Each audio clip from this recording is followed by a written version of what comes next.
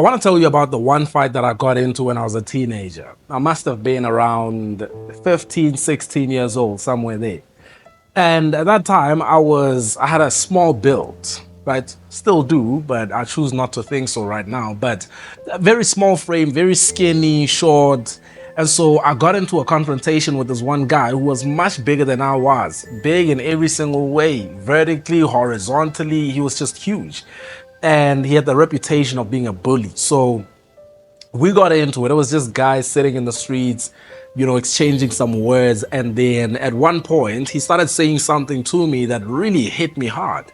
And I was okay with just letting him insult me until he said something about family. And so I decided to return the favor. I also said something of a similar nature. And so when I did that, I seemed to be coming in a little too strong with the words until I made him mad. When I made him mad, I'll never forget, he just snatched me by my shirt. Snatched me, started pulling me around, just pulling me back and forth, pushing me down, saying, get up. And because it was just a few of us guys, everyone knew, I wasn't trying to stand up for myself because everyone knew that he's bigger than me and he probably will whoop me. So the guys are just like, oh, this is crazy. Oh, fight back. But I wasn't going to fight back because I didn't want this man to hurt me. And so I just let him do whatever he wants to do. He pushes me around. I'm just very stubborn. I'm not saying sorry or anything, but I'm just not going to fight back. And so one time, until it happened, that at one point, people were coming out of their yards because the guys were causing a commotion, talking about he's gonna kill him.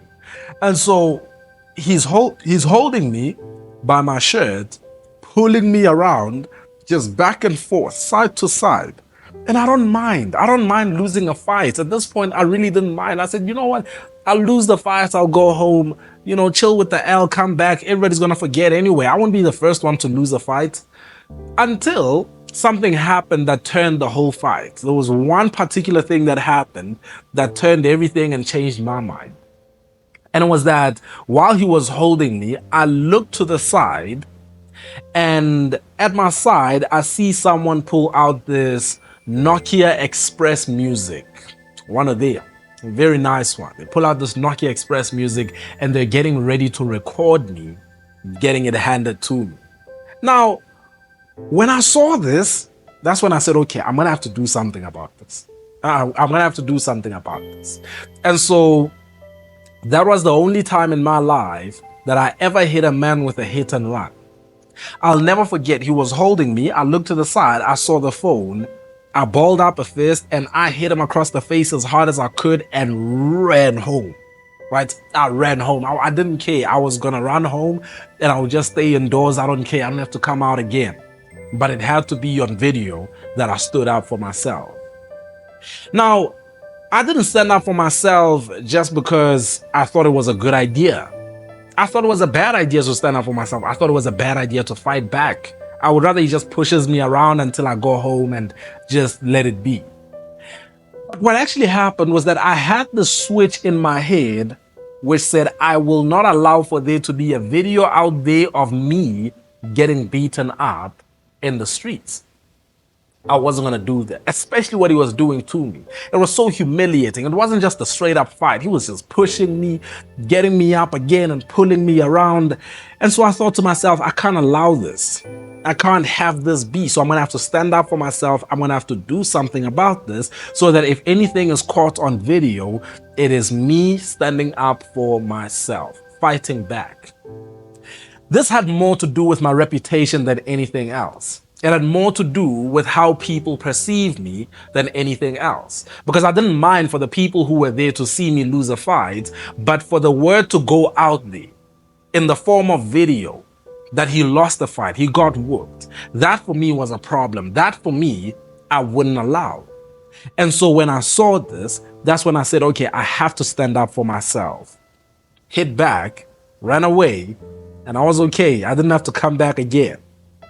But the point is this, the reason I'm telling you this is because most people never really realize that one of your greatest commodities is your reputation. Your reputation is something that cannot be replaced by anything else in your life. There's no amount of money. There is no, listen, there's no ability. There's nothing that can stand in the gap for your reputation. So what kind of reputation do you maintain? What is it that people know about you? See, there's a difference between what people think about you and what people know about you. I'm absolutely okay with what people think. I don't care what people think. I don't care what people assume about me. I really do care about what they know, because what they know speaks to who I am. It doesn't speak to them. See, the things they think about me just speak to them. It speaks to their own misinterpretations of the things I do and who I am and all of that. But I know that what they know about me, what they know to be true about me, says a lot about who I am. And so the question is, what kind of reputation do you have? You know, for a lot of people, there are people who are frustrated because their reputation has closed doors in their faces. You're wondering why you're not moving ahead. You're wondering why opportunities are not coming to you. You're wondering why it looks like you're starting to win and then you start losing again. Why people shut doors on your face. And you don't know that the people who are on the other side of that door know some things about you. Exciting news. Listen, I've got a new book out that is called Stay in Your Comfort Zone, The Mastery of Public Speaking. I know it sounds weird when I tell you to stay in your comfort zone, because you would expect me to tell you to burst out of your comfort zone. But in this case, I am telling you to stay in your comfort zone. That, my friend, is the secret of every single great speaker.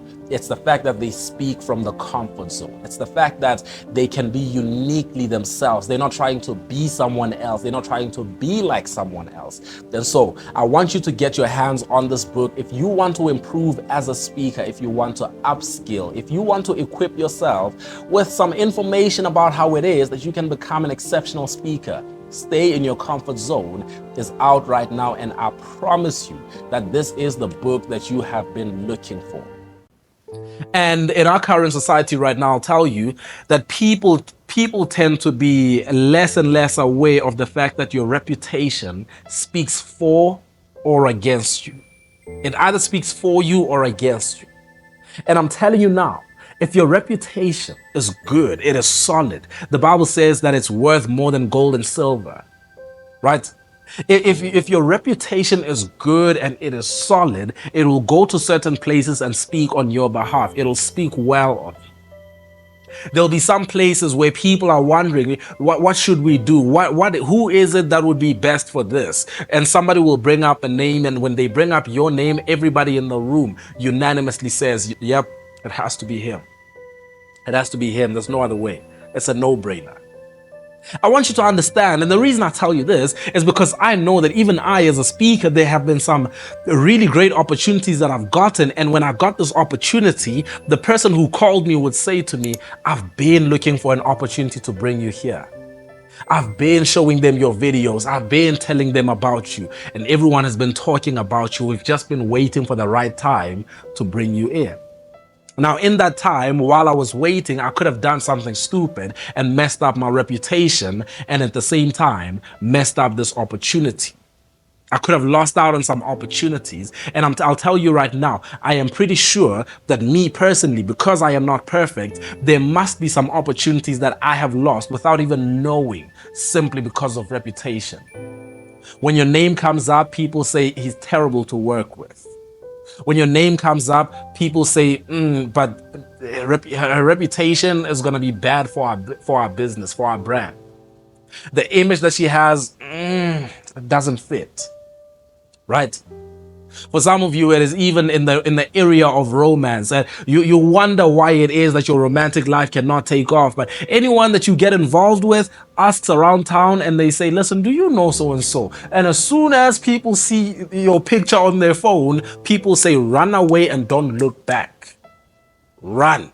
And so your reputation, in many different occurrences, in many different instances in your life, your reputation either speaks for you or against you. And a lot of us are frustrated in our lives because we don't realize that our reputation has been the reason why we're stuck. It has been the reason why doors are closing. You've got to maintain a good name. You got to be mindful of how you treat people, who you are to people, what you are to people. I want you to understand this, because at the end of the day, people really care about your reputation. If you don't care about it, just know that there are people who care about it. The person you work for, the people that you want to work with, the people that you are trying to rub shoulders with. Some of us are so preoccupied with the idea of wanting to make connections in high places. But you have to understand, you have to be the kind of person that those people in high places want to connect with. How do they feel about your reputation? When your name comes up, how do they feel about it? Do they say, I need to get in touch with him? I need to get in touch with him. We need to sit down. Is that what happens? Or do people shy away because your reputation spoils any opportunity that comes your way? So, when I got into that fight as a kid, it wasn't so much about my personal ego. It wasn't about that. Me personally, I didn't mind losing the fight.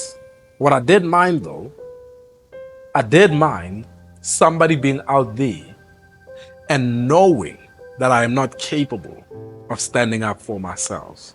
I had a big problem with that. I had a big problem with people saying he can't stand up for himself. Look at him get pushed around. I wanted people to know that he will fight back. He will stand up for himself by any means necessary. He will respond if you should push him. That's what I wanted for myself. And to this day, I want you to understand, in everything I do, I understand I am putting out there whatever it is that I put out there, it speaks for my name. And it either speaks for me or against me. So there are some opportunities, I'm telling you, you will either get or you will lose simply because of your reputation. When you change your thoughts, you change your life. This is Thoughts That Count with Poloko.